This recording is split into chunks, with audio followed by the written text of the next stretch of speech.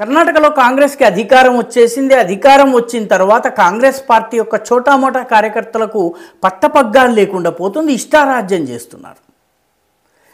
చిక్కమగళూరు ప్రాంతంలో ఇందిరాగాంధీ ఒకప్పుడు ఎన్నికల్లో గెలిచినటువంటి నియోజకవర్గం చిక్కమగళూరు. అక్కడ ఆదిత్య అనేటటువంటి ఒక చోటా స్థాయి కాంగ్రెస్ నాయకుడు తనకు వచ్చినటువంటి అధికారాన్ని చాలా విచిత్రంగా విడ్డూరంగా ఉపయోగించుకుంటున్నాడు. అతను మహిళలకు ఫోన్లు చేసి బెదిరించి పక్కలోకి రమ్మని అడగటము, వాళ్ళకి సంబంధించిన ఫోటోలని మార్ఫింగ్ చేయటము, వాళ్ళు ఒకవేళ వస్తే దానికి సంబంధించిన వీడియోల్ని క్లిక్ చేసి వాళ్ళని బెదిరించటము, బ్లాక్మెయిల్ చేయటము చేస్తున్నాడు.